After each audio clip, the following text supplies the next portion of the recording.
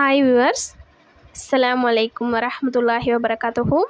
கவலைப்படாதே புக் ரிவ்யூவில் இன்றைக்கி 5th டாபிக் பார்க்க போகிறோம். டாபிக் என்னென்னா, உழைத்து கொண்டே இரு. வாழ்க்கையில் வேலை இல்லாமல் சும்மா இருப்பவர்கள்தான் பொய்யையும் வதந்தியையும் பரப்புகிறார்கள். ஏனெனில் அவர்களது சிந்தனை சிதறி கிடக்கிறது. சிறியோர், முதியோர், பெண்கள் போன்றோருக்கு போருக்கு வர முடியாமல் வீட்டில் இருப்பவர்களுடன் தாங்களும் இருந்துவிட வேண்டும் என்று அவர்கள் விரும்புகின்றனர். அவர்களது உள்ளங்கள் முத்திரையிடப்பட்டு விட்டன. எனவே அவர்கள் புரிந்து கொள்ள மாட்டார்கள். அல் குர்ஆன் 9வது அத்தியாயம் 87வது வசனம். வேலை இல்லாமல் இருப்பவனிடம் சிந்தனை மிகவும் அபாயகரமானது. அவனது சிந்தனை ஓட்டுநர் இல்லாமல் பள்ளத்தை நோக்கி வேகமாக செல்லும் வாகனத்தை போன்றது. அது வலப்பக்கமாகவும் சாயும், இடப்பக்கமாகவும் சாயும். உனது வாழ்க்கையில் வேலை இல்லாத நாளை நீ சந்திக்க நேர்ந்தால் அன்றைய நாளில் கவலை, துக்கம், துயரம் ஆகியவற்றை எதிர்கொள்ள நீ தயாராக இரு. ஏனெனில் சோம்பல் வாழ்க்கையின் இழுப்பறைகளிலிருந்து இறந்த கால, நிகழ்கால, வருங்கால கோப்புகளை மெதுவாக இழுத்து உனது சிந்தனைக்கு கொண்டு வரும். அது உன்னை குழப்பத்தில் அமிழ்த்தும். எனவே எனக்கும் உனக்கும் நான் கூறும் அறிவுரை இதுதான்: வேலையற்று இருப்பதற்கு பதிலாக பயன் தரும் வேலைகளில் ஈடுபடு. ஏனெனில் வேலை இல்லாமல் இருப்பது உன்னை நீயே கொஞ்சம் கொஞ்சமாக புதைக்கும் செயல். மெல்ல மெல்ல சாகடிக்கும் மாத்திரையால் நீ தற்கொலை செய்து கொள்ளும் விபரீதம். சீன சிறைகளில் கைதியை தண்ணீர் குழாய்க்கு கீழே நிற்க வைப்பார்கள். அந்த குழாயிலிருந்து 1 மணி நேரத்திற்கு ஒரு முறை சொட்டு தண்ணி வரும். ஒவ்வொரு சொட்டு தண்ணீரையும் எதிர்பார்த்தே இறுதியில் அந்த கைதி பைத்தியமாகி விடுவான். வேலை இல்லாமல் இருப்பதும் இத்தகைய சித்திரவதையை போன்றதுதான். களைப்பாறுதல் என்பது பிறரது உரிமையை புறக்கணித்தலாகும். சோம்பல் என்பது கைதேர்ந்த திருடன். இந்த எண்ணப்போர்களில் சின்ன பின்னமாக்கப்பட்டு பலியாக போவது உனது அறிவு மட்டும்தான். எனவே இப்போதே எழு, தொழு அல்லது ஓது, அல்லது இறைவனை துதி, அல்லது நூல்களை படி. எழுது, உனது அலுவலகத்தை ஒழுங்குபடுத்து, அல்லது வீட்டை அழகுபடுத்து, பிறருக்கு உதவு. இப்படி ஏதாவது ஒரு வேலையில் ஈடுபட்டு கொண்டே இரு. இதுதான் உனக்கு நான் கூறும் அறிவுரை. உழைப்பு என்னும் கத்தியால் சோம்பலை அறுத்துவிடு. நீ இத்தகைய புத்துணர்ச்சி தரும் செயல்பாடுகளை நிறைவேற்றினாலே போதும். உனது வாழ்வில் 50% மகிழ்ச்சி ஏற்பட்டுவிடும். இது உலக மருத்துவர்கள் தரும் உத்தரவாதம். விவசாயிகளைப் பார், ரொட்டி சுடுபவர்களைப் பார், கட்டிட தொழிலாளிகளைப் பார். சிட்டுக்குருவிகளைப் போல குதூகலத்துடன் பாடிக்கொண்டே அவர்கள் வேலை செய்கிறார்கள். ஆனால் நீயோ படுக்கையில் கண்ணீரை துடைத்தபடி தூக்கமின்றி தவித்து கொண்டிருக்கின்றாய். ஏனெனில் நீ கவலையால் கொட்டப்பட்டவன். சுயசார்பற்று வாழாதே. பிறரது பண்புகளை உனக்குள் புகுத்தாதே. மற்றவர்களில் நீ மறைந்து போகாதே. இது நிரந்தர வேதனை. பெரும்பாலானோர் மற்றவர்களைப் போல வாழ வேண்டும் என்பதற்காக தங்களையே மறந்துவிடுகிறார்கள். தங்களது குரல்களை, அசைவுகளை, வார்த்தைகளை, திறமைகளை, நல்ல பண்புகளை மறந்து விடுகிறார்கள். இறுதியில் தமது இருப்பையும் சுயசார்பையும் இழந்து போலித்தனமாக வாழ்கிறார்கள். ஆனால் அவதியும் உறுகிறார்கள். ஆதி மனிதர் ஆதம் முதல் கடைசி மனிதர் வரை ஒரே வடிவில் இருவர் இருக்க மாட்டார்கள். பிறகு எப்படி அவர்களது குணங்களும் திறமைகளும் ஒரே மாதிரி இருக்க முடியும்? நீ மற்றொருவன். உலகில் உன்னை போல் வேறு எவரும் பிறந்திருக்க முடியாது, இனி பிறக்கவும் முடியாது. நீ இவனை விட அவனை முற்றிலும் மாறுபட்டவன். எனவே கண்மூடித்தனமாக இவனை பின்பற்ற வேண்டும், அவனைப் போல வாழ வேண்டும் என உன்னை நீ வற்புறுத்தாதே. நீயாக வாழு. உனது இயல்பு எதுவோ அதன்படி வாழு. ஒவ்வொரு கூட்டத்தாரும் தத்தமது தண்ணீர் அருந்தும் இடத்தை தெளிவாக அறிந்து கொண்டார்கள். அல் குர்ஆன் 2வது அத்தியாயம் 60வது வசனம். ஒவ்வொரு பகுதியில் வாழ்பவர்க்கும் ஒரு திசை உண்டு. அவர் அதை முன்னோக்குவர். எனவே நன்மைகளுக்கு முந்திக் கொள்ளுங்கள். அல் குர்ஆன் 2வது அத்தியாயம் 148வது வசனம். நீ எவ்வாறு படைக்கப்பட்டிருக்கிறாயோ அவ்வாறு வாழு. உனது குரலை, பேச்சை, நடையை மாற்றாதே.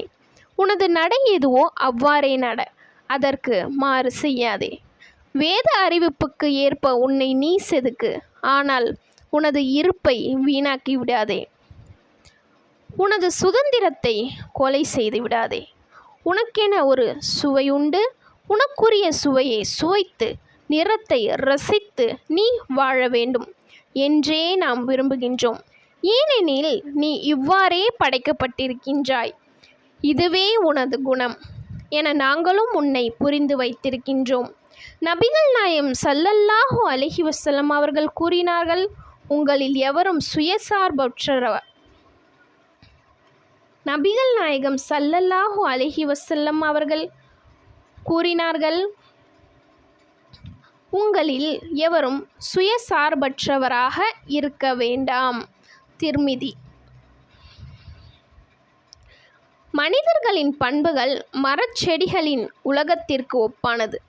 அவற்றின் சில இனிக்கும், சில புளிக்கும், சில உயரமாக இருக்கும், சில குட்டையாக இருக்கும். மனிதர்களின் பண்புகளும் இப்படித்தான் அமைந்துள்ளன. எனவே நீ வாழைப்பழத்தை போன்றவனாக இருந்தால் எட்டிக்காயை போல மாற நினைக்காதே. ஏனெனில் உனது அழகும் மதிப்பும் நீ வாழைப்பழமாக இருப்பதால் தான் கிடைக்கின்றன. நமது நிறம், மொழி, திறமை, ஆற்றல் ஆகியவை வேறுபட்டிருப்பது இறைவனது சான்றுகளில் ஒன்று. அவனது சான்றை நீ மறுக்காதே. விதி. பூமியிலோ உங்களுக்கோ எந்த துன்பம் நிகழ்ந்தாலும் அது ஏற்படுவதற்கு முன்பே பதிவு புத்தகத்தில் பதிவு செய்யப்படாமல் இருக்காது. அல் குர்ஆன் 57வது அத்தியாயம் 22வது வசனம். பேனா காய்ந்து விட்டது. ஏடுகள் உயர்த்தப்பட்டு விட்டன. அனைத்தும் தீர்மானிக்கப்பட்டு விட்டன. எல்லா நிகழ்வுகளும் எழுதப்பட்டு விட்டன.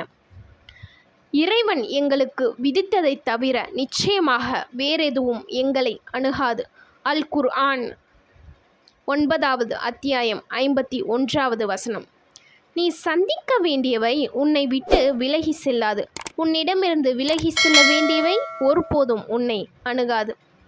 இந்த நம்பிக்கை உனது உள்ளத்தில் உறுதியாக பதிந்துவிட்டால் துன்பம் இன்பமாக மாறும், சுமை சுகமாகும், சோதனைகள் சாதனைகளாகும், விருதுகளாகவும் அமையும். நபிகள் நாயகம் ஸல்லல்லாஹு அலைஹி வஸல்லம் அவர்கள் கூறினார்கள், யாருக்கு இறைவன் நன்மையை நாடுகின்றானோ அவரை சோதனைக்கு உள்ளாக்குகின்றான்.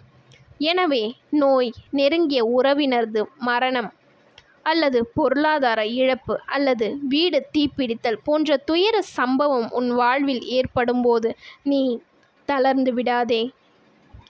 இறைவன் விதித்ததே நடந்திருக்கிறது. அவன் இப்படித்தான் நினைத்திருக்கின்றான். விருப்பம் அவனுடையது. இதன் மூலம் நன்மை கிடைக்கும், பாவம் மன்னிக்கப்படும் என்பது அறிந்து கொள். இறைவன் தரும் சோதனைகளை சகித்து ஏற்றுக்கொள்பவர்களுக்கு மகிழ்ச்சி காத்திருக்கின்றது. இறைவன் செய்பவை குறித்து அவன் விசாரிக்கப்பட மாட்டான். அவர்கள்தாம் விசாரிக்கப்படுவார்கள்.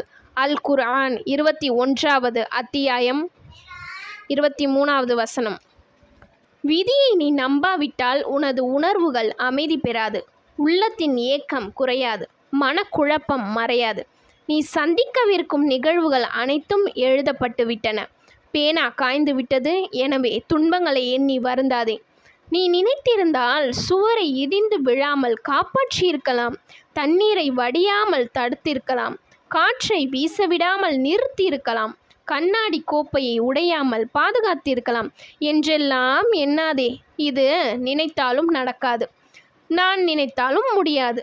ஏற்கனவே இறைவனால் தீர்மானிக்கப்பட்டவை, எழுதப்பட்டவை, விதிக்கப்பட்டவை நடந்தே தீரும். எனவே விரும்பியவர் நம்பட்டும், விரும்பியவர் மறுக்கட்டும். அல் குர்ஆன் 18வது அத்தியாயம் 29வது வசனம்.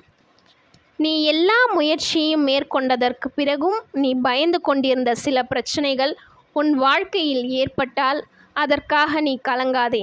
நிகழ வேண்டியது நிகழ்ந்திருக்கிறது என அமைதி கொள்.